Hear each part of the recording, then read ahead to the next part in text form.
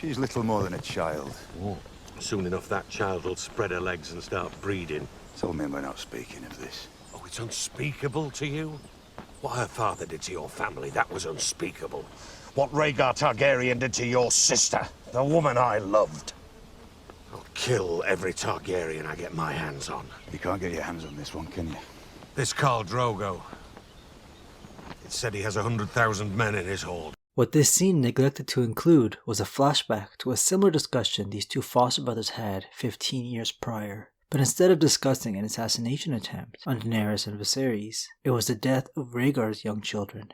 Robert's hatred of the Targaryens was a madness in him. He remembered the angry words they had exchanged when Tywin Lannister had presented Robert with the corpses of Rhaegar's wife and children as a token of fealty. It had named that murder. Robert called it war. When he had protested that the young prince and princess were no more than babes, his new-made king had replied, "I see no babes, only dragon spawn." Not even Jon Arryn had been able to calm that storm. Eddard Stark had ridden out that very day in a cold rage to fight the last battles of the war alone in the south. It had taken another death to reconcile them, Lyanna's death, and the grief they had shared over her passing. This time, Ned resolved to keep his temper. It wasn't like Robert ordered their death or anything, but Tywin knew it had to be done if he was to earn the new king's trust.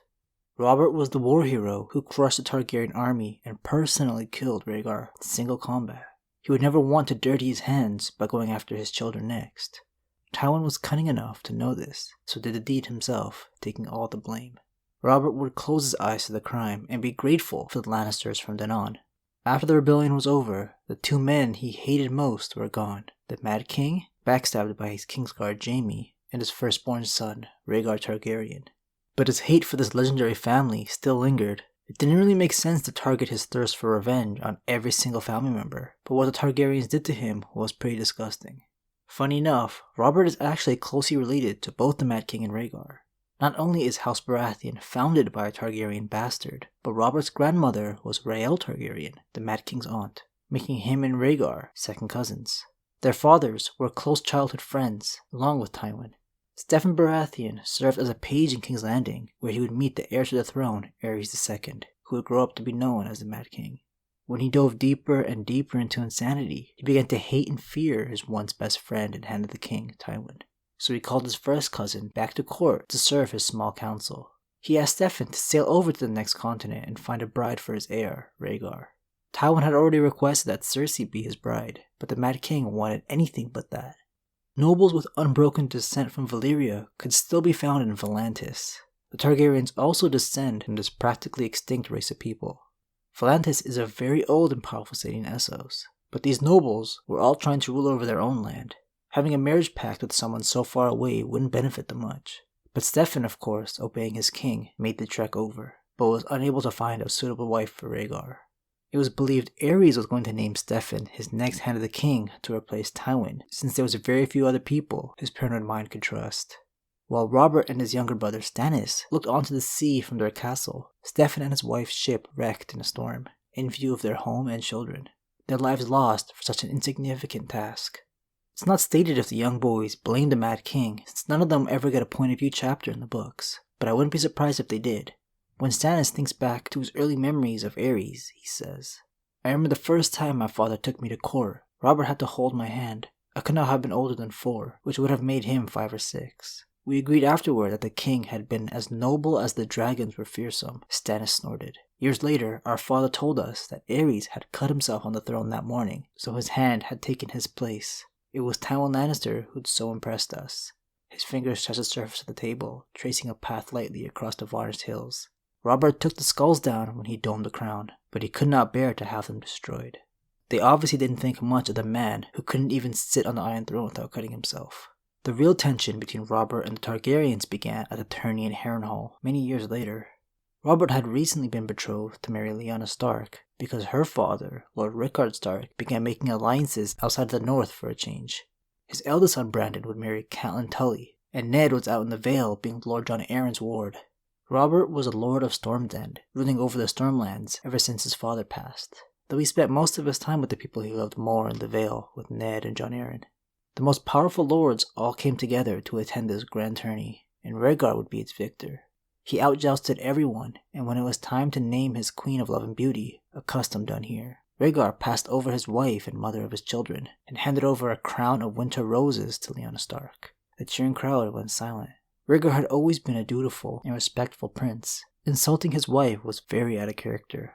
It didn't seem like Rhaegar and Lyanna even knew of each other, other than her crying to his beautiful harp playing during a previous feast of the tourney. They could have had more secret interactions unknown to the reader, but Rhaegar's actions were a surprise to everyone. You would think her soon-to-be husband, who was madly in love with Lyanna, would be in a fit of rage, since it was in his temperamental nature. But he just laughed it off, saying Rhaegar was only paying Lyanna her due. But the people closest to him knew it really bothered him and sparked a deep hatred for the prince. It would be Brandon Stark to lose his cool. He was very similar to Robert in many ways. He was an outgoing, charismatic, fierce fighter with a horrible temper. Brandon had to be restrained before he could reach Rhaegar, which was good that he was stopped. The Mad King was surprisingly in attendance. It was a rare thing to see him out of the Red Keep, and if he saw Brandon going crazy, he would see it as treason. About a year later, when everyone was just beginning to forget about the eventful tourney, Rhaegar would go on a journey with his closest companions and disappear with Lyanna in the Riverlands. She was here for the wedding of Brandon and Catelyn. We all know now that they would never marry. Brandon decided to storm off to King's Landing, demanding justice for his sister. His exact words were for Rhaegar to come out and die, but he wasn't going to find Rhaegar or Lyanna here. Everyone believed Rhaegar kidnapped her out of lust. No one considered maybe she wanted to disappear with him. Her willful personality kind of supported this, but Robert never saw that side of her. He only knew her beauty. The Mad King had Brandon arrested after hearing his threats, then ordered Lord Rhaegar to travel down south and answer for his son's crimes, but he would only have them horribly executed. Lord Rhaegar demanded a trial by combat, which the Mad King agreed to, as was his right. But when he prepared for a battle, the sick and twisted king revealed that fire was his champion, so Rhaegar burned to death in his armor. Brandon had to watch with a noose around his neck and a sword just out of reach so that he would strangle himself to death. The Mad King's next bright idea was to make even more enemies by ordering the heads of Ned Stark and Robert Baratheon from their foster father Jon Arryn, who was looking after them. He obviously wasn't going to kill his own kids. Instead, they revolted, causing Robert's rebellion. Robert went on a rampage. Soon enough, he and all his followers were calling him the next king because he had the better claim, having Targaryen blood running through his veins. He was responsible for many of the victories that this 2-year-long war lasted. But what can you expect from instigating a man who loves nothing more than to fight and happens to be very good at it? Targaryens first insulted him, then took his girl, and finally asked for his head. Robert wouldn't rest until they were all dead. It was believed Rhaegar was hiding out with Lyanna and some members of the Kingsguard that were his men out in Dorne. The Mad King had his Lord Commander of the Kingsguard search him out, and when he did, Rhaegar returned ready to take control of the Targaryen army against the rebels. The kingdom was split in two, and after some major battles, Robert was face to face with Rhaegar. Somehow, in the chaos that was the Battle of the Trident, they found each other, right back in the Riverlands, where his hate for the man started. Both were on horse, and they engaged in single combat while the battle continued around them. Rhaegar was able to inflict some injury, likely with his sword onto his opponent, but Robert was unstoppable with his warhammer. He brought the hammer down with all his brute force into Rhaegar's chest, killing him. It was over. With their commander defeated, the loyalists scattered. There was still one more man out there who kept Robert's rage alive. Aerys II was hiding behind his gates in King's Landing. Robert was too hurt to continue riding to the capital, but he wouldn't have to. Even the Mad King knew all hope was lost, so commanded the entire city burn with wildfire, so Robert would have nothing to rule over. He would kill all of his citizens just to spite one man. Jaime ended that plan, however. The entirety of the Seven Kingdoms were already beginning to turn on the Mad King, so Robert wearing the crown was a breath of fresh air. The glory and everything it came with was nice, but it wasn't what Robert wanted. He wanted Lyanna and vengeance. Killing Rhaegar brought him neither. After being presented with Rhaegar's 2 young children's dead bodies, he learned to shut his eyes to things he doesn't want to see. His Targaryen cousins were dead, though he never really cared about blood bonds. Just look at how little he cares for his own brothers, Stannis and Renly, along with his bastard children. Ned was the brother he chose, but the argument about murdered innocent children drove them apart. Ned continued on to look for his sister, but only brought back her corpse to the heartbroken Robert. His injury probably stopped him from joining the search for her in the first place. That, or he couldn't stand to be around Ned at the time. Their grief brought them back together. And if it wasn't for Jon Arryn's counseling, Robert would have ordered the deaths of the young Viserys and newborn Daenerys, who were the true heirs in the eyes of loyalists. Robert was just a usurper. It wouldn't be difficult to get to them right after the rebellion. They were only being looked after by the former Master-at-Arms of King's Landing, who was an old man while hiding away in Braavos.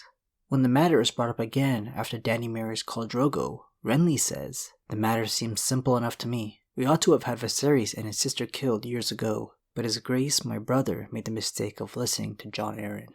Robert's a simple, rational man who likes to drink, a lot.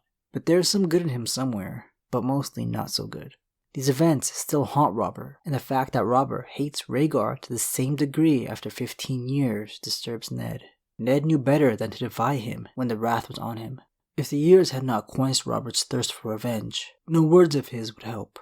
Ned, the last man who actually cared for Robert after Jon Arryn's murder, loses the shouting match, and Robert orders Dany's assassination, along with her unborn child. This attempt fails, which actually motivated Khal Drogo to try and conquer the Seven Kingdoms, when he previously had no interest at all. Robert was so obsessed about a family who posed little threat at the time that he was unable to take in his surroundings. Lannisters. He says he can sense when an axe is hanging over his throat, in reference to Dany and the Dothraki, but couldn't see it was Cersei holding it this entire time. Robert did make the few chapters that he was in fun, and holy shit, Mark Andy killed it in Game of Thrones. Every scene was gold. I'll leave you guys with the earliest moment where you can see, once again, his uncontrollable emotions bubbling up. Thanks for watching. In my dreams, I kill him.